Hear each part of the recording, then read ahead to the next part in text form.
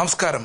കേരളത്തിലെ സാമുദായിക രാഷ്ട്രീയം വിദേശ മലയാളികളെ എങ്ങനെ സ്വാധീനിക്കുന്നു എന്ന വിഷയത്തെക്കുറിച്ചാണ് കഴിഞ്ഞ ആഴ്ച നമ്മൾ സംസാരിച്ചത്. ആ ചർച്ച ഇവിടെ തുടരുകയാണ്.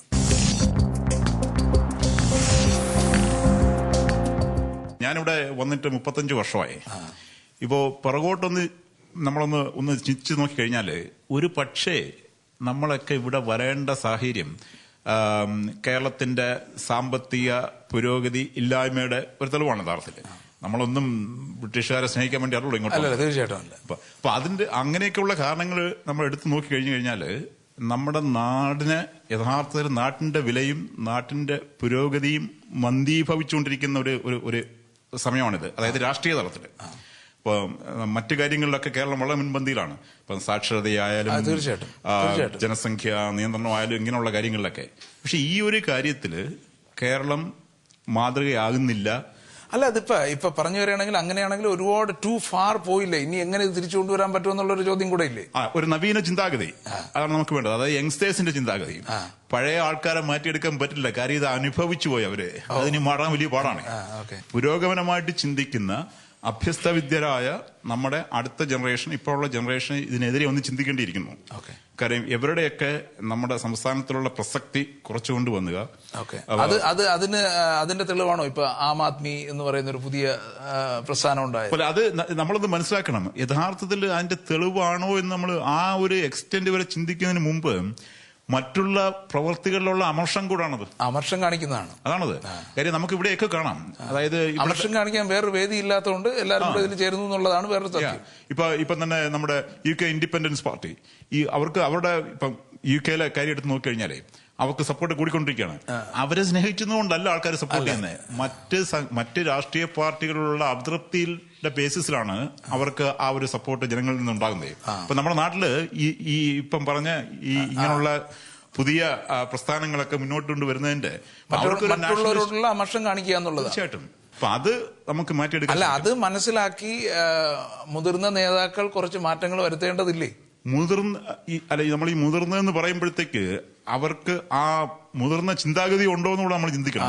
ആള് മുതിർന്നു എന്നുള്ളത് കൊണ്ട് മാത്രമായില്ല കാര്യം. അപ്പൊ ഒരു നവീന ചിന്താഗതി, അത് കാര്യങ്ങൾ മനസ്സിലാക്കിയിട്ട് കേരളത്തിന്റെ ആവശ്യം അല്ലെങ്കിൽ ഇന്ത്യക്ക് ആവശ്യം ജനങ്ങളെ ഡിവൈഡ് ചെയ്യുന്ന, ജാതിയുടെയും മതത്തിന്റെയും ദൈവത്തിന്റെയും ഒക്കെ പേരിൽ ജനങ്ങളെ ഡിവൈഡ് ചെയ്യുന്ന ഒരു പ്രവൃത്തി ആയിരിക്കരുത് ജനം ഫോളോ ചെയ്യേണ്ടത്. അപ്പൊ തീർച്ചയായിട്ടും അങ്ങനെയുള്ള ആൾക്കാരുടെ കയ്യിൽ അധികാരം കൊടുക്കുകയും ചെയ്യരുത്. ഞാൻ വിദ്യാർത്ഥി രാഷ്ട്രീയത്തിലൂടെ പ്രവർത്തിച്ചു വന്നു. വിദ്യാർത്ഥി രാഷ്ട്രീയത്തിലൂടെ ഇരിക്കുമ്പോൾ വിദ്യാർത്ഥി രാഷ്ട്രീയത്തിന്റെ ചുമതലയുള്ളവരെ ഓർത്തഡോക്സുകാരായിരുന്നു. അടുത്ത തെരഞ്ഞെടുപ്പിന്റെ അടുത്ത പദവിയിലേക്ക് വരുമ്പോൾ എന്നെ ഉയർത്തിക്കൊണ്ട് വരേണ്ട ചുമതല ഈ ഓർത്തഡോക്സുകാരനായ ആൾക്കാർക്കുണ്ട്. അങ്ങനെ ചിന്തിച്ചായിരുന്നു. പക്ഷെ എനിക്ക് അങ്ങനെ ഒരു സഹായം കിട്ടിയില്ല.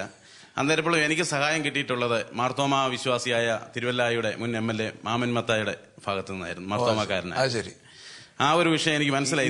പാർട്ടി മാറുന്ന കണക്ക് നമുക്ക് ജാതി മാറാനല്ല, ഇത് ഓർത്തഡോക്സ് മറ്റേതാവാൻ പറ്റില്ല. അതുകൊണ്ട് ഒരിക്കലും ഞാൻ ആ രീതിയിലേക്ക് ചിന്തിച്ചിട്ടില്ല. പക്ഷേ മലങ്കര ഓർത്തഡോക്സ് വിശ്വാസി എന്ന നിലയിൽ അതിന്റെ കാര്യങ്ങൾ ഇപ്പം നമുക്കറിയാം. കേരളത്തിലെ സഭാ തർക്കം നടക്കുന്നുണ്ട്.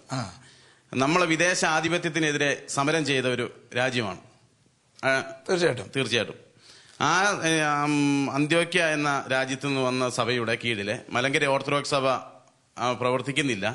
അതിന്റെ കീഴിലല്ല നമ്മുടെ ഭരണം എന്ന് ഉറച്ചു വിശ്വസിച്ചുകൊണ്ട് കേരളത്തിലെ ഇന്ത്യയിലെ സഭയായ മലങ്കര ഓർത്തഡോക്സ് സഭ ഒറ്റക്കെട്ടായിട്ട് പ്രവർത്തിച്ചപ്പോൾ അങ്ങനെയല്ല, അന്ത്യോക്യയുടെ കീഴിൽ നിൽക്കണമെന്ന വിശ്വാസത്തിൽ നിന്ന് യാക്കോബായ സഭയെ മലങ്കര ഓർത്തഡോക്സ് സഭയിൽ നിന്ന് വേർതിരിഞ്ഞ അവസരത്തിൽ മലങ്കര ഓർത്തഡോക്സ് സഭയുടെ സ്വത്തുക്കള് അവർക്ക് യാക്കോബായ സമുദായത്തിന് വേണമെന്ന് പറഞ്ഞ് ഇരു സഭകളും തമ്മിലുള്ള തർക്കങ്ങൾ നമ്മളിപ്പം കണ്ടുകൊണ്ടിരിക്കുകയാണ്.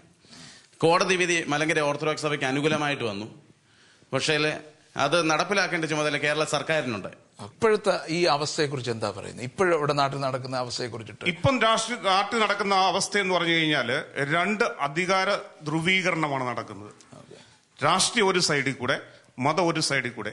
രണ്ടുപേരും അങ്ങനെ ഈ ആനയുടെ വാലെ പിടിച്ച് വലിക്കുന്നത് പോലെ വലിച്ചു നോക്കിയാണ് ആരാണ് ജയിക്കുന്നത്.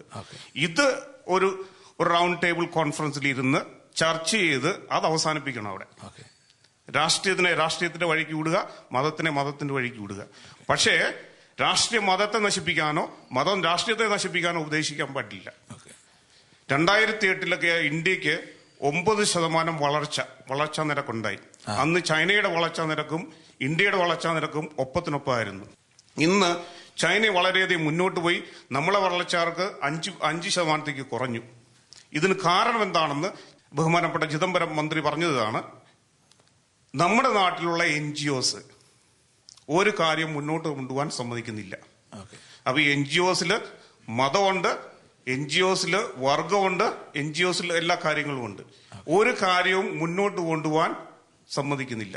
സമ്മതിക്കാത്തത് കൊണ്ട് യാതൊരു ഒരു ഇൻഫ്രാസ്ട്രക്ചർ ഉണ്ടാക്കാൻ പാടുന്നില്ല, ഒരിടത്ത് ഇൻവെസ്റ്റ് ചെയ്യാൻ പാടുന്നില്ല, എന്തെങ്കിലും ഒരു പുതിയ കണ്ടുപിടുത്തം നടത്താൻ ഇംപ്ലിമെന്റ് ചെയ്യാൻ പറ്റുന്നില്ല. ഈ എല്ലാ പ്രശ്നങ്ങളും നമ്മുടെ ഈ NGOസിന്റെ ഒരു പ്രശ്നമാണ്. അപ്പൊ NGOs ഇത് മനസ്സിലാക്കണം.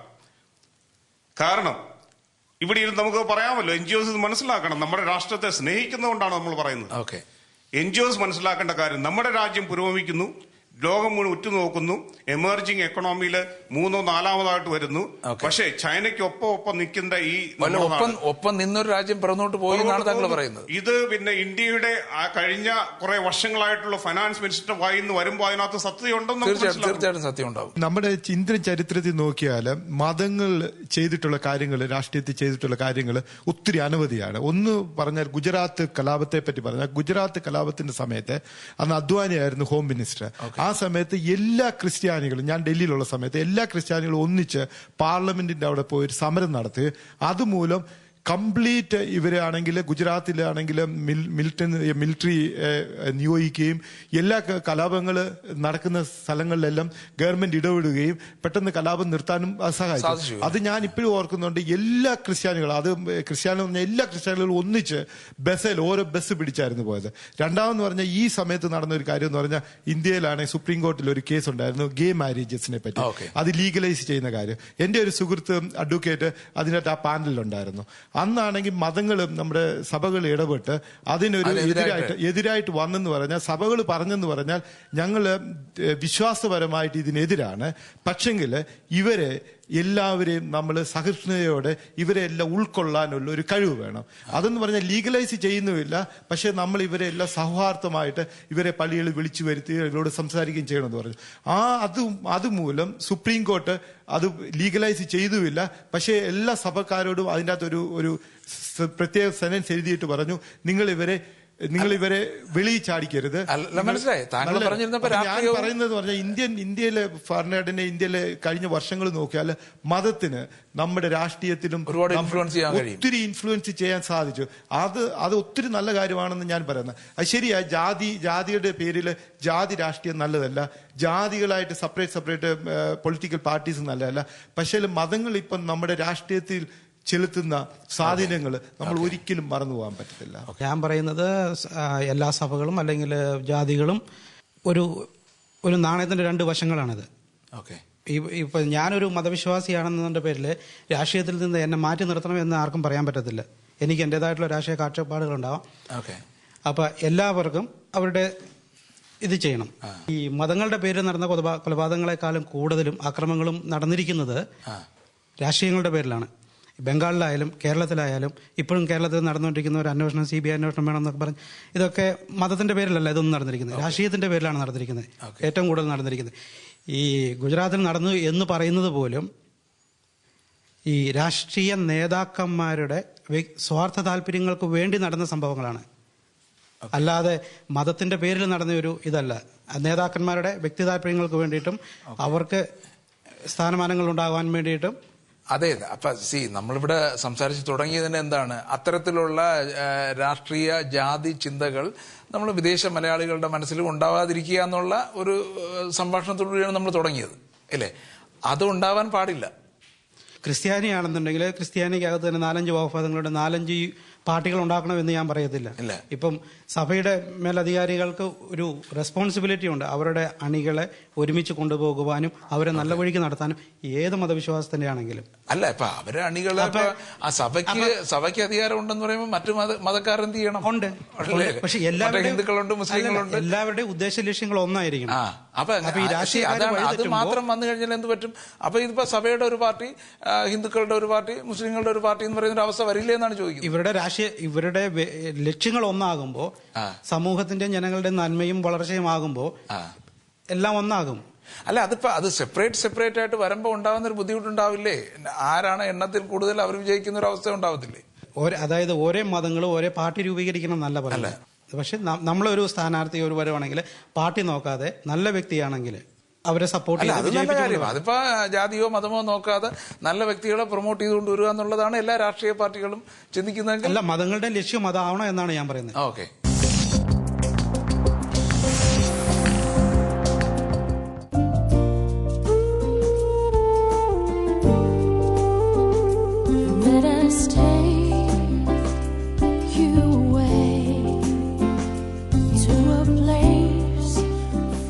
യുകെയിലെ ഏറ്റവും വിശ്വാസയോഗ്യമായ travel agency Anand Travels. Hello, എന്തു പറ്റി? വീടെല്ലാം നാശമാക്കി. അതാണ് ഞാൻ പറഞ്ഞത്, ഇങ്ങനെ ആർക്കെങ്കിലും കൊടുക്കരുതെന്ന്. ഹോം കണക്റ്റിലേക്ക് കൊടുത്താൽ നിങ്ങളുടെ പ്രോപ്പർട്ടി മെയിന്റനൻസ് ചെയ്യും. അത് മാത്രമല്ല, 1-ാം തീയതി നിങ്ങളുടെ റെന്റ് നിങ്ങളുടെ ബാങ്കിലേക്ക്. നിങ്ങളുടെ പ്രോപ്പർട്ടിക്ക് guarantee. Home Connect. Call us on 0208 472 7020.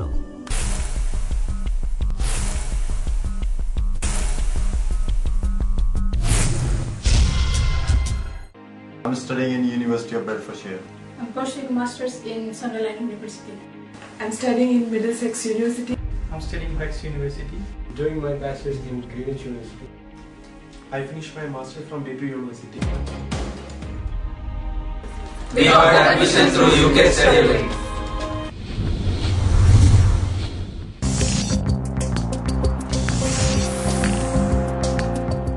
എനിക്ക് ഇതിനകത്ത് ഒരു കാര്യം കൂടെ പറയാനുള്ളത്, മതവും രാഷ്ട്രീയവും ഇതിന്റെ കൂടെ ഒരു മീഡിയയും കൂടെ ഒരു പങ്ക് വഹിക്കുന്നില്ല എന്ന് നമ്മൾ ഒരു ആത്മീയ പരിശോധന നടത്തണം. ഏതായാലും ഞാൻ വഹിക്കുന്ന പങ്കെന്ന് പറഞ്ഞത് എല്ലാം നന്നായിട്ട് പോകണമെന്ന് ആഗ്രഹിക്കുന്നു.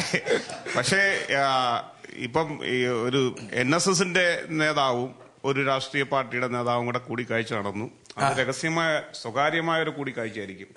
പക്ഷെ അതിനെ വിപുലീകരിച്ച് ലോകം മുഴുവൻ പരത്തി ഈ മതവും ഈ രാഷ്ട്രീയ പാർട്ടിയും ബന്ധപ്പെട്ടതാണെന്ന് കാണിക്കാനും മനുഷ്യരുടെ ഇടയിലേക്ക് അത് കൊണ്ടുവരാനും ഒരു പ്രധാന പങ്ക് മീഡിയ വഹിക്കുന്നുണ്ട്. അപ്പൊ മീഡിയ സ്വയമേ ഒരു കുറച്ച് ആത്മസംയമനം പാലിച്ച് ഇതിനെ കുറച്ചൊന്ന് ഡീഗ്ലോറിഫൈ ചെയ്യുകയാണെങ്കിൽ ചിലപ്പോൾ ഈ മതവും രാഷ്ട്രീയമായിട്ടുള്ള ബന്ധം, ആ ലിങ്ക് അങ്ങ് കട്ട് ചെയ്ത് കഴിഞ്ഞാൽ ഇത് കുറച്ചങ്ങ് ഒത്തിരി ആഴ്ന്നു പോകാനൊരു സാധ്യത.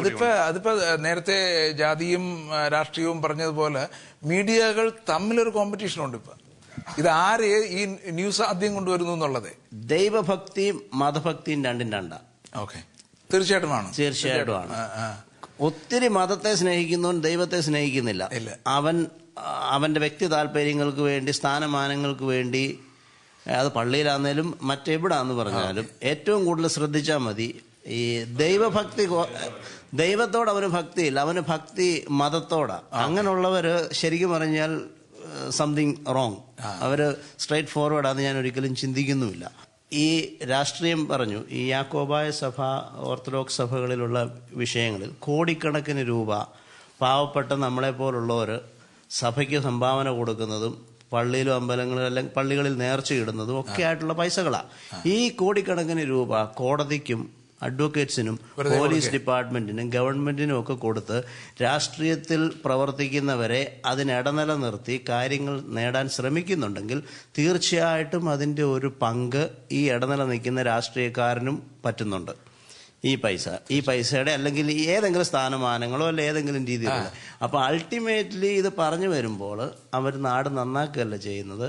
സഭ ഒരു രാഷ്ട്രീയ പ്രവർത്തകന്റെ മതമല്ല, ഒരു രാഷ്ട്രീയ പ്രവർത്തകന്റെ ഭാവിയെ നശിപ്പിക്കുകയും അതിലൂടെ അവനെയും കൂടെ ഒരു പകുതി, ഒരു 10% കറപ്റ്റഡ് ആകാൻ ടെൻഡൻസി കൊടുക്കുക, ഒരു ഇന്റൻഷൻ ഉണ്ടാക്കി കൊടുക്കുകയും കൂടെ സഭ ചെയ്യുന്നുണ്ട്, പ്രത്യക്ഷമായിട്ട് അല്ലെങ്കിലും പരോക്ഷമായിട്ട്. ഓക്കെ, നമ്മളിത് തുടങ്ങി വെച്ചത് തന്നെ, നമ്മളിപ്പോ നാട്ടിലെ രാഷ്ട്രീയ പാർട്ടികളുടെ കാര്യം പറയുമ്പോൾ അതിൽ മതങ്ങളുടെയും ജാതികളുടെയും ഇൻഫ്ലുവൻസ് കൂടുന്നതനുസരിച്ചിട്ട് വിദേശ മലയാളികളിൽ അത്തരത്തിലൊരു ഇൻഫ്ലുവൻസ് വരാൻ പാടില്ല എന്ന ഒരു കാര്യം മുറുകെ പിടിച്ചുകൊണ്ടാണ് അല്ലേ? ഇവിടെ വിഷയം എന്ന് പറയുന്നത് മതവും രാഷ്ട്രീയവും അത് പ്രവാസിയിലുള്ള ഇൻഫ്ലുവൻസ് എന്നാണ്. ഇതുവരെ ഞാൻ കേട്ടത് മതവും കേട്ടു, രാഷ്ട്രീയവും കേട്ടു. പക്ഷേ പ്രവാസിയിലുള്ള ഇൻഫ്ലുവൻസ് എനിക്ക് എവിടെയും കേൾക്കാൻ കഴിഞ്ഞില്ല. എന്തോ എനിക്ക് വിട്ടുപോയതാണെന്നറിയില്ല, ഞാൻ കേട്ടില്ല. ശരിക്കും പറഞ്ഞാൽ നമുക്ക് പ്രവാസിയുടെ പ്രശ്നം നമ്മൾ നേരത്തെ ഒരു സുഹൃത്ത് സൂചിപ്പിച്ചു, നമുക്ക് എന്തെങ്കിലും ഒരു പ്രശ്നം അവതരിപ്പിക്കാൻ നമുക്ക് കൂട്ടായ്മ വേണം. അതിനാണ് ഈ രാഷ്ട്രീയം വരുന്നതും അതുകൊണ്ടാണ് ആൾക്കാർ കൂടുന്നതും എല്ലാം. പക്ഷെ ഇവിടെ നടക്കുന്നത് ഒന്നിക്കൽ ഇപ്പോൾ ഈ പറഞ്ഞ പോലെ ഓർത്തഡോക്സ് അല്ലെങ്കിൽ മാർത്തോമ അല്ലെങ്കിൽ നായർ അല്ലെങ്കിൽ ഓരോ ജാതിയുടെയോ അല്ലെങ്കിൽ മതത്തിൻ്റെയോ പേരിൽ നമ്മുടെ പ്രവാസികൾക്കുള്ളൊരു പ്രശ്നം അല്ലെങ്കിൽ പ്രവാസികളുടെ ഒരു കാര്യം നടത്തണമെങ്കിൽ ഇതെല്ലാം ചെറിയ ചെറിയ ചെറിയ ചെറിയ ആയിക്കൊണ്ടിരിക്കുകയാണ്. നേരെ മറിച്ചിട്ട് ഇവിടെ ആരും മലയാളി ആവുന്നില്ല, പ്രവാസി മലയാളി ആവുന്നില്ല. സംഭവിക്കുന്ന അങ്ങനെയാണ്. എല്ലാവരും ചെറിയ ചെറിയ കൂട്ടങ്ങളായിട്ട് അവരുടെ താല്പര്യങ്ങൾ, വീണ്ടും അവിടെ ചെറിയ ചെറിയ താല്പര്യങ്ങൾ നടക്കുന്നത്, അവരുടെ താല്പര്യങ്ങൾ നടത്താനുള്ള ഒരു ചെറിയ സംഘടന മാത്രമായിട്ട് മലയാളികൾ വീണ്ടും വീണ്ടും ചുരുങ്ങിക്കൊണ്ടിരിക്കുകയാണ്. ആ ഒരു സങ്കടകരമായ കാഴ്ചയായിട്ട് എനിക്ക് കാണാൻ പറ്റിയതിൽ. മതം ഉണ്ടെങ്കിലേ വിശ്വാസമുള്ളൂ. ദൈവത്തിൽ വിശ്വാസമുള്ളവന് അല്ല, നേരത്തെ അവിടെ പറഞ്ഞു മതം ഉള്ളവർക്ക് എല്ലാവർക്കും ദൈവവിശ്വാസം ഇല്ലെന്നും കൂടെ പറഞ്ഞു. അതുകൊണ്ട് എന്നാൽ കുറച്ചുപേരെ കാണുള്ളൂ നല്ല വിശ്വാസം. ഇപ്പൊ കഴിഞ്ഞ ദിവസം ഒരു പത്രത്തിൽ വായിക്കുന്നുണ്ട്, സ്ഥിരമായി പള്ളിയിലും അമ്പലങ്ങളിലും പോകുന്നവന് നല്ല വിശ്വാസിയാണെങ്കിൽ അവന് നല്ല മനസ്സുണ്ടാവും. അവന്റെ കറപ്ഷൻ കുറഞ്ഞിരിക്കും. വിശ്വാസം ഇല്ലാത്തവനാണ് കറപ്ഷൻ കൂടുതൽ ചെയ്യുന്നത്. ആരെയും പേടിയില്ല, കള്ളത്തരത്തിന് കൂട്ടിയിരിക്കുന്നത്. ദൈവത്തെ പേടിയുള്ളത് കൊണ്ട് എന്റെ ഒരു അഭിപ്രായം പറയുവാണെങ്കിൽ മതവും വേണം, രാഷ്ട്രീയം വേണം. ഈ മതം ഉണ്ടെങ്കിലേ ദൈവമുള്ളൂ. ദൈവവിശ്വാസിയാണെങ്കിൽ അവന് കള്ളത്തരം കുറച്ച് കുറഞ്ഞിരിക്കും, അവന് കുറച്ച് കറപ്ഷൻ കുറഞ്ഞിരിക്കും. അതാണ് എന്റെ അഭിപ്രായം. അതുകൊണ്ട് താങ്കൾ പറഞ്ഞു വരുന്നത് നാട്ടിലെ ഈ രാഷ്ട്രീയ പാർട്ടികളിൽ എന്തുമാത്രം മതവും ജാതിയും കലർന്നാലും വിദേശ മലയാളികൾ ഉണ്ടാവില്ലെന്നാണ് വിചാരിക്കുന്നത്. നാട്ടിലെ ഉള്ള രാഷ്ട്രീയ പാർട്ടി നല്ല ദൈവവിശ്വാസിയാണെങ്കിൽ അവന്റെ കള്ളത്തരം കുറഞ്ഞിരിക്കും. വിശ്വാസം അവന്റെ കള്ളത്തരം മാത്രമേ കാണുള്ളൂ. അതാണ് എന്റെ അഭിപ്രായം. ഇപ്പൊ ഞാൻ പറയണ ഞങ്ങളുടെ മാൻസാറൊക്കെ നല്ലൊരു ദൈവവിശ്വാസി ആയതുകൊണ്ട് വലിയ കുഴപ്പമില്ലാതെ അയാൾ നല്ലപോലെ നല്ല ബഡ്ജറ്റൊക്കെ അവതരിപ്പിച്ച് ജനങ്ങളുടെ ഇടയിൽ നല്ല ഒരു പ്രീതി നേടിയിരിക്കുകയാണ്. അതാണ് മണി ഗ്രൂപ്പിന്റെ പ്രവർത്തനമായതുകൊണ്ട് താങ്കൾ അതേ പറയൂ.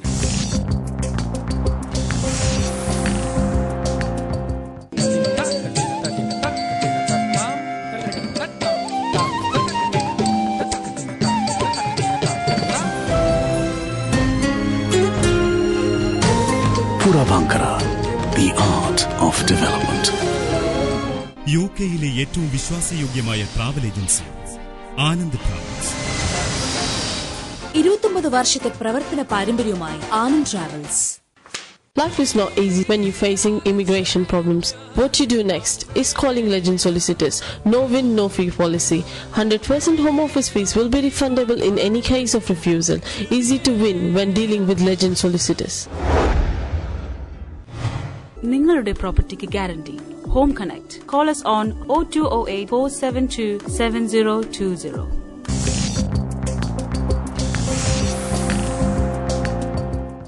ഈ അടുത്ത കാലങ്ങളിൽ UK നമ്മുടെ നാട്ടിലുള്ള ഈ ഭിന്നതയുടെ തെളിവായ ജാതിയും മതവും ദൈവവും ഒക്കെ ഇവിടെ പ്രൊമോട്ട് ചെയ്യാനുള്ള ഒരു സംരംഭം പല ഭാഗത്തും പൊങ്ങി വരുന്നുണ്ട്. അതുകൊണ്ടാണല്ലോ ഇങ്ങനെ ടോക്ക് വെച്ചത്. തീർച്ചയായിട്ടും അതിന്റെ പ്രസക്തി അതാണ്. അപ്പൊ എനിക്ക് പറയാനുള്ള ഒരു കാര്യം എന്ന് പറഞ്ഞാൽ നമ്മുടെ അടുത്ത ജനറേഷനെങ്കിലും ഇപ്പൊ UK സംബന്ധിച്ച് മലയാളികളെ സംബന്ധിച്ച് പറയുകയാണെന്നുണ്ടെങ്കിൽ നമ്മുടെ 4th ജനറേഷനാണ് ഇപ്പോൾ ഇവിടെ ഉള്ളത്. അപ്പൊ നമ്മുടെ ആദ്യത്തെ ജനറേഷൻ എന്ന് പറഞ്ഞാൽ എന്റെയൊക്കെ പേരൻസിന്റെ ജനറേഷനാണ്. അത് കഴിഞ്ഞിട്ട് നമ്മുടെ അതിന്റെ അടുത്ത ജനറേഷൻ ഉണ്ട്, 4th ജനറേഷൻ ഇപ്പോൾ. അപ്പൊ നമ്മുടെ നാട്ടിൽ ചില കാര്യം, ഇപ്പോൾ നാരായണഗുരുവിനെ ഇവിടെ ഒന്ന് പരാമർശിച്ചു. നാരായണഗുരു ജീവിച്ചിരുന്ന സമയത്ത് നമ്മുടെ സമൂഹത്തിൽ കണ്ട ഈ അന്യായങ്ങൾ കാണിച്ചത്, അതായത് ജാതിയുടെയും മതത്തിന്റെയും ഒക്കെ പേരുകൾ ആൾക്കാർ തങ്ങളിൽ തല്ലുകയും ഒക്കെ ചെയ്യുന്നത് കണ്ട് ജനങ്ങളെ ബോധവൽക്കരിക്കാൻ വേണ്ടി കൊണ്ടുവന്നൊരു സിദ്ധാന്തമാണത്. അപ്പൊ അദ്ദേഹം ഇന്ന് ജീവിച്ചിരിപ്പുണ്ടായിരുന്നെങ്കിൽ, ഇംഗ്ലണ്ടിലാണ് ജീവിച്ചിരിക്കുന്നുണ്ടെങ്കിൽ ഒരിക്കലും പറയത്തില്ല ഒരു ജാതി ഒരു മതം ഒരു ദൈവം. കാര്യം ഈ സമൂഹത്തിൽ അതിന്റെ ആവശ്യമില്ല. അപ്പൊ ഞങ്ങളുടെയൊക്കെ മക്കളുടെയൊക്കെ ജനറേഷൻ അവർക്ക് അതേ അറിയാവൂ. അവരെ പിന്നെ ഒരു ജാതി ഒരു പഠിപ്പിക്കേണ്ട കാര്യമില്ല, പഠിപ്പിക്കേണ്ടല്ലോ. പക്ഷെ ഇങ്ങനെയുള്ള സംവിധാനങ്ങൾ ഇവിടെ അല്ല, അവരെ നമ്മളായിട്ട് പറഞ്ഞു മനസ്സിലാക്കാതിരുന്നാ മതി. അല്ലെങ്കിൽ അവർ ഒരു ജാതി ഒരു മതമാണ്. തീർച്ചയായിട്ടും അവർ നാച്ചുറലായിട്ട് അങ്ങനെയാണ്. അപ്പൊ ഇങ്ങനെയുള്ള പ്രസ്ഥാനങ്ങൾ ഇവിടെ ഉണ്ടായി പ്രവർത്തിക്കുന്നത് കൊണ്ടാണ് അവർക്ക് അല്പമെങ്കിലും ആ ചിന്ത ആ രീതിയിലേക്ക് പോകുന്നത്. അപ്പൊ അവർക്ക് ചെയ്യാൻ പറ്റുന്ന ഏറ്റവും നല്ല കാര്യം എന്ന് പറഞ്ഞു കഴിഞ്ഞാൽ തീർച്ചയായിട്ടും ഇങ്ങനെയുള്ള കാര്യങ്ങൾ ഈ ജീവിക്കുന്ന സമൂഹത്തിന്റെ ആവശ്യം മനസ്സിലാക്കിയതിനു ശേഷം ആ സമൂഹത്തിന് ആവശ്യമുള്ള കാര്യങ്ങൾ ചെയ്യുക. നമുക്ക് നല്ല സംസ്കാരമുണ്ട്, നല്ല അറിവുണ്ട്, നമ്മുടെ നല്ല കുറെ ഗുണങ്ങളുണ്ട്. അവർക്ക് പഠിപ്പിക്കാൻ വേണ്ടി നമ്മൾ ശ്രമിക്കുക. അതാണ് നമ്മുടെ ഈ പ്രവാസി മലയാളികൾ ചെയ്യേണ്ട ഏറ്റവും നല്ലൊരു കാര്യം. ഞാൻ താങ്കളിലേക്ക് തിരിച്ചു വരാം. രാഷ്ട്രീയ പാർട്ടികൾ അവരുടെ ജോലി അത് യഥാസമയം ചെയ്യാത്തത് കൊണ്ട് മതങ്ങൾ ഇടപെടേണ്ടി വരുന്നു. അതുകൊണ്ടാണ് ഈ രണ്ടും മിക്സ് ആവുന്നതും. രണ്ടാമത്തെ കാര്യം എന്ന് പറഞ്ഞാൽ NGOസിന്റെ പ്രശ്നം കാരണം നമുക്ക് രാജ്യത്തിന്റെ പുരോഗതി മുന്നോട്ട് പോകാൻ നടക്കുന്നില്ല. അപ്പൊ ഇത് നമ്മൾ വ്യക്തമായിട്ട് ഒന്ന് മനസ്സിലാക്കേണ്ടതെന്ന് വെച്ച് കഴിഞ്ഞാൽ രാഷ്ട്രീയം മതത്തെ നശിപ്പിക്കാൻ ഉപയോഗിക്കരുത്. മതം രാഷ്ട്രീയത്തെ നശിപ്പിക്കാൻ ഉദ്ദേശിക്കരുത്, അതിനുവേണ്ടി ഉപയോഗിക്കരുത്. അപ്പൊ രാഷ്ട്രീയവും മതവും കൂട്ടിക്കലരാതെ, പക്ഷെ ഓരോരുത്തർ കാര്യങ്ങൾ ഡിസ്കസ് ചെയ്യാനും വളരെ ജെന്റിൽമാൻലി ഡിസ്കഷനിൽ കൂടെ കാര്യങ്ങൾ മുന്നോട്ട് നടത്താൻ വേണ്ടിയുള്ള ഒരു തയ്യാറെടുപ്പ് നമ്മുടെ യുവജനത, കേരളത്തിന്റെ യുവജനത, ഇന്ത്യയുടെ യുവജനത മുന്നോട്ട് കൊണ്ടുവരണം. എങ്കിൽ മാത്രമേ അതിനൊരു മാറ്റം ഉണ്ടാകും. ഇനി ഈ നാട്ടില് ഈ രാഷ്ട്രീയത്തില് ഈ മതം കളരുന്നുണ്ടോ? പക്ഷെ ഇതുവരെ ഇല്ല. ഇത് ഇനി മുന്നോട്ട് കൊണ്ടുപോകാതെ നമ്മൾ നോക്കേണ്ട ഒരു ആവശ്യമാണ് നമുക്ക് എല്ലാവർക്കും കൂടെ. തീർച്ചയായിട്ടും സാധാരണ യഥാർത്ഥത്തിൽ ഈ ഡിസ്കഷൻ വെച്ചത് തന്നെ നാട്ടിലെ ഇവിടെ ഇപ്പൊ ധാരാളം രാഷ്ട്രീയ പാർട്ടികളുണ്ട്. ഇപ്പൊ മാണി ഗ്രൂപ്പ് എന്ന് പറഞ്ഞു, മറ്റേ എല്ലാ ഗ്രൂപ്പുകളും, കോൺഗ്രസ് ഉണ്ട്, ഐ ഉണ്ട്, എം ഉണ്ട്, എല്ലാം ഉണ്ട്.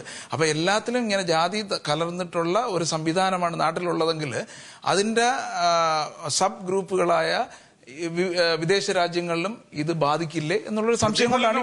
പക്ഷെ ഇതുവരെ ഉണ്ടായിട്ടില്ല. അപ്പൊ നമ്മളെല്ലാവരും കൂടെ അത് ഉണ്ടാകരുത് എന്നും കൂടെ ഒരു സന്ദേശമാണിത്. ഞാൻ താങ്കളിലേക്ക് തിരിച്ചു വരാം കേട്ടോ. കേരളത്തിന്റെ വികസനത്തില് പ്രവാസികൾ എന്താഗ്രഹിച്ചാലും അത് സമുദായവും അതിനെതിരെ നിൽക്കുന്ന ഒരു അവസ്ഥ. ഇന്ന് മധ്യ തിരുവിതാംകൂറിന്റെ വികസന സ്വപ്നമായ ആറന്മുള എയർപോർട്ട്, സത്യത്തില് ശബരിമല എയർപോർട്ട്, ശബരിമല ഉൾക്കൊള്ളുന്ന പമ്പ മണൽപ്പുറത്തെ മാരാമൺ കൺവെൻഷൻ ഉൾക്കൊള്ളുന്ന പരുമല പള്ളി ഉൾക്കൊള്ളുന്ന കോട്ടയം, പത്തനംതിട്ട, ഇടുക്കി, കൊല്ലം ജില്ലകളുടെ ഒത്ത മധ്യത്തിലായ, നമുക്ക് സത്യം പറഞ്ഞാൽ ഇവിടുന്ന് നമ്മുടെ കൊച്ചിയിലോ തിരുവനന്തപുരത്തോ എത്തുന്നതിനേക്കാളും ദുർഘടമാണ് കൊച്ചിയിൽ നിന്നോ തിരുവനന്തപുരത്തോ നമ്മുടെ വീടുകളിലേക്ക് എത്തുന്നത്. ആ അവസ്ഥയിൽ മധ്യ തിരുവിതാംകൂറിന്റെ വികസനത്തിന്റെ ഒരു ഘടകമായ ആറന്മുളയിൽ എയർപോർട്ട് സ്ഥാപിക്കുന്നതിനെതിരെ അവിടെ സംഘടിക്കുന്നതിന് ഒരു മത സംഘടനകളാണ് ഇപ്പോൾ നമുക്ക് കാണുവാൻ സാധിക്കുന്നത്. അല്ല, ഇപ്പൊ ഞാൻ ഒരു കാര്യം, അതിന് വലിയ അഭിപ്രായമൊന്നും പറയാനില്ലെങ്കിലും വിദേശ മലയാളികൾക്ക് എപ്പോഴും ആഗ്രഹമുണ്ട് നമ്മുടെ വീടിന്റെ അടുത്ത് എയർപോർട്ട് വേണമെന്ന്. വിദേശത്തുള്ള ആൾക്കാരുടെ ആഗ്രഹം എന്ന് പറഞ്ഞു കഴിഞ്ഞാൽ ഇവിടെ എയർപോർട്ടേ വേണ്ട, നമ്മുടെ ഇപ്പോഴത്തെ ഹീത്രോ. എനിവേ, നമ്മൾ തുടങ്ങിയ ആ സബ്ജക്റ്റിനെ കുറിച്ച് ഒന്നുകൂടെ ഞാൻ പറയാണ്. ഈ എല്ലാത്തിനേക്കാളും ഉപരി അതായത് പ്രവാസി എന്നുള്ള ആ ഒരു ഐഡിയോളജിയെ കുറിച്ച് പറഞ്ഞ വളരെ ഇമ്പോർട്ടന്റ് ആണ്. വിദേശത്ത് നമ്മൾ താമസിക്കുമ്പോഴത്തേക്ക് നമ്മുടെ യൂണിറ്റി മലയാളി എന്നുള്ള നിലയിലായിരിക്കണമെന്ന് ആഗ്രഹിക്കുന്ന കൂട്ടത്തിലാണ് ഞാനും ഞങ്ങൾ പ്രവർത്തിക്കുന്ന സംഘടനയുടെയൊക്കെ പ്രധാന ഉദ്ദേശം. ആ ഒരു യൂണിറ്റി ഇവിടെ മതങ്ങളുടെയും രാഷ്ട്രീയ പാർട്ടികളുടെയും അതുപോലുള്ള മറ്റ് കേരളത്തിലെ ചെറിയ ചെറിയ രാഷ്ട്രീയ പാർട്ടികളുടെ ബ്രാഞ്ചസ് കൂടുതൽ വരും തോറും ആ ഒരു ഡിവിഷൻ മെയിൻറ്റെയിൻ ചെയ്യാണ് ചെയ്യുന്നത്. നമ്മൾ നാട്ടിൽ ചെയ്യുന്നതാണ്. ഇപ്പം എന്റെ സുഹൃത്ത് നേരത്തെ പറഞ്ഞ കണക്ക് ഇവിടെ ഒരു രാഷ്ട്രീയ പാർട്ടി 3 വർഷത്തിന് മുമ്പ് തുടങ്ങി, ഇപ്പൊ 4 5 കൊണ്ടായി. അപ്പൊ ഈ പേഴ്സണലായിട്ട് അറിയാവുന്നതിന്റെ ബേസിൽ ഞാൻ പറയാണ്, അവർക്ക് തങ്ങളിലുള്ള ആ ഡിസ്യൂണിറ്റി ഉണ്ട്, ആ ബുദ്ധിമുട്ടുണ്ട് തങ്ങളിലുള്ള സമ്പർക്കത്തിൽ തന്നെ. അപ്പം വിദേശത്തിൽ നമ്മുടെ ജീവിതം നന്നാക്കാൻ വേണ്ടി ഇവിടെ വന്ന നമ്മുടെ രാഷ്ട്രീയ പാർട്ടികളുടെ അടിസ്ഥാനത്തിലും ആ ഒരു ബേസിസിലും അല്ലെങ്കിൽ ജാതിയുടെയോ മതത്തിന്റെയോ ദൈവത്തിന്റെയോ ഒക്കെ കേരളത്തിൽ നിലനിൽക്കുന്ന ആ ഒരു കാര്യങ്ങളുടെ ബേസിസിൽ ഇവിടെയുള്ള യൂണിറ്റിയിൽ ഒരു വിള്ളൽ ഉണ്ടാക്കുക എന്ന് പറഞ്ഞു കഴിഞ്ഞാൽ നമ്മൾ എന്താ ചെയ്യുന്നറിയോ? നമുക്കെന്നെ അറിയാം, പണ്ട് ബ്രിട്ടീഷുകാർ ഇന്ത്യ ഭരിച്ച എങ്ങനെയാണെന്ന്, divide and rule. The more we divide the less our influence is on this system. അപ്പോൾ നമ്മുടെ ഇപ്പോഴത്തെ ജനറേഷനെയും അടുത്ത ജനറേഷനെയും നമ്മൾ സംരക്ഷിക്കണമെന്നുണ്ടെങ്കിൽ അവരിൽ അല്പമെങ്കിലും സ്വാധീനം മലയാളി എന്നുള്ള നിലയിൽ നമ്മുടെ സംസ്കാരത്തിന്റെയും നമ്മുടെ വളർച്ചയുടെയും നമ്മുടെ കലാമേഖലകളിലെയൊക്കെ സ്വാധീനം അല്പമെങ്കിലും നിലനിർത്തണമെന്നുണ്ടെങ്കിൽ നമ്മുടെ മറ്റ് ഡിവിഷൻസ് ഇല്ലാതാക്കണം. മതം വേണ്ടെന്നല്ല ഞാൻ പറഞ്ഞു കേട്ടോ, ഞാൻ ഒരിക്കലും അങ്ങനെ പറയില്ല. പക്ഷെ മതത്തിൻ്റെതായ ഒരു ഫിലോസഫി ഉണ്ട്, ഒരു തത്വശാസ്ത്രമുണ്ട്. അതിനകത്ത് രാഷ്ട്രീയ സ്വാധീനം പറയുന്നില്ല. ചില മതങ്ങളിൽ ലോകത്തിന്റെ ചില ഭാഗങ്ങൾ പറയുന്നുണ്ട്, അത് ഫോളോവേഴ്സ് ഉണ്ടാക്കിയതാണ്. പ്രോഫറ്റ്സ് ഒന്നും അങ്ങനെ പറഞ്ഞിട്ടില്ല, അത് മനുഷ്യനുണ്ടാക്കിയതാണ് അവരുടെ അധികാരം സ്ഥാപിക്കാൻ വേണ്ടി. നമ്മൾ ഏത് ഡിക്റ്റേറ്റേഴ്സിനെ എടുത്ത് നോക്കിയാൽ നമുക്ക് കാണാം, മതത്തിന്റെ പേരിലും ജാതിയുടെ പേരിലും. അപ്പൊ ആ ഒരു അവസ്ഥ പ്രവാസി മലയാളികളുടെ ഇടയിൽ ഉണ്ടാകാതിരിക്കാൻ വേണ്ടി കഴിയുന്നത്ര നമ്മളെല്ലാം ശ്രമിക്കണമെന്ന് ആഗ്രഹിക്കുന്ന കൂട്ടത്തിലാണ് ഞാൻ. നമ്മുടെ ഇവിടുത്തെ ആ ഒരു നിലപാട്, മലയാളികൾ എന്നുള്ള ആ യൂണിറ്റ് നിലനിർത്തണമെന്നുണ്ടെങ്കിൽ അത് ഏറ്റവും അങ്ങേയറ്റം അത്യന്താപേക്ഷിതമായ ഒരു കാര്യമാണ്. നമ്മുടെ എല്ലാ വളർച്ചയുടെയും കാരണം എന്ന് പറഞ്ഞാൽ നമ്മൾ സ്പ്ലിറ്റ് ആയത്. ഇപ്പൊ ഇന്ത്യ തന്നെ നോക്കിയാൽ പല സ്റ്റേറ്റ് ആയിട്ടായി. അതുകൊണ്ടാണ് ഇന്ത്യ വളർന്നുകൊണ്ടിരിക്കുന്നത്. നമ്മുടെ എല്ലാ ഡെവലപ്മെന്റിന്റെയും കാരണം എന്ന് പറഞ്ഞാൽ ഇപ്പൊ സഭ തന്നെ ഇന്ത്യ അതിനോട് യോജിക്കാൻ പറ്റത്തില്ല. ഇന്ത്യ സ്പ്ലിറ്റ് ആയല്ല, പല സ്റ്റേറ്റ് ആയത്. അത് ആദ്യമേ അങ്ങനെ പല ഭാഷകൾ സംസാരിക്കുന്ന ആൾക്കാരുടെ ഓരോ ഗ്രൂപ്പായി വന്നതാണ്. കേരളത്തിൽ ഇത്ര സഭ വളരാൻ കാര്യം എന്ന് പറഞ്ഞാൽ പല ചെറിയ ഇതായിട്ട് സഭകളായിട്ട് മാറിയോണ്ട് മാത്രമാണ് സഭ ഇത്രയും വളർന്നത്. അപ്പൊ വളർച്ചയുടെ ഒരു ഭാഗമാണ് ഈ പിളർച്ച. ഓക്കെ, അത് മാണി ഗ്രൂപ്പിന്റെ ഒരു പോളിസിയാണ്. വളരും തോറും പിളരും തോറും വളരുന്നു എന്നാണ് പറയുന്നത്. പിന്നെ രണ്ടാമത്തെ കാര്യം, നമ്മളോട് ഇപ്പം UK പ്രവാസിയോട് ആരെങ്കിലും ചോദിച്ചാൽ നമ്മുടെ ഫസ്റ്റ് ഐഡന്റിറ്റി ഇത് ആസ് എ ഇന്ത്യൻ. നമ്മൾ ആദ്യം പറയുന്നത് നമ്മൾ ഇന്ത്യനാണ്. സെക്കൻഡ് ഐഡന്റിറ്റി പറയുന്നത് നമ്മുടെ മതമാണ് പറയുന്നത്. തേർഡ് ഐഡന്റിറ്റിയെ രാഷ്ട്രീയം പറയത്തുള്ളൂ. അതുകൊണ്ട് മതം എന്ന് പറയുന്നത് ഒരു അവിഭാജ്യ ഘടകമാണ് നമ്മുടെ. പിന്നെ ഒരു കാര്യം കൂടെ പറഞ്ഞു, ഈ ആത്മീയ പാർട്ടിയെ പറ്റി AAG പറ്റി പലരും പറയുന്നു. എനിക്ക് തോന്നുന്നില്ല അവർ അതിനെപ്പറ്റി പഠിച്ചിട്ടുണ്ടെന്ന്. 2 എക്സാമ്പിൾ വെരി ക്വിക്ലി പറഞ്ഞു. ഒന്നെന്ന് പറഞ്ഞാൽ 750 ലിറ്റർ വെള്ളം എല്ലാ വീടുകളിലും ഡൽഹി കൊടുക്കുമെന്ന് പറഞ്ഞു.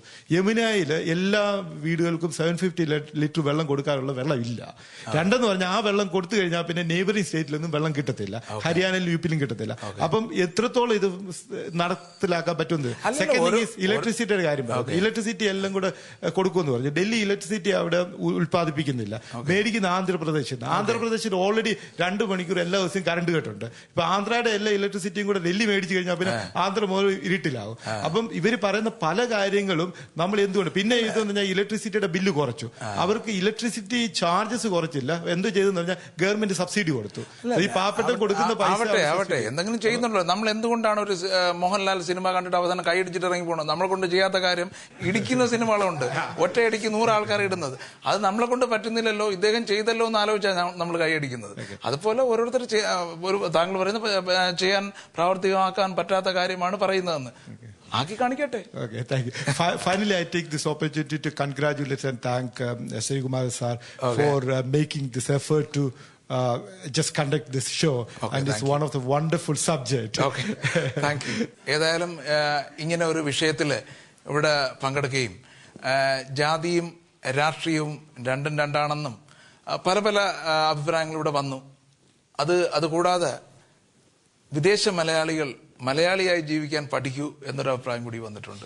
നമുക്ക് ഇതിലേതാണ് സൗകര്യമെന്ന് നോക്കിയിട്ട് ഒന്ന് തിരഞ്ഞെടുക്കാം. ഞാനൊരു വിദേശ മലയാളിയായി ജീവിക്കാൻ ആഗ്രഹിക്കുന്നു.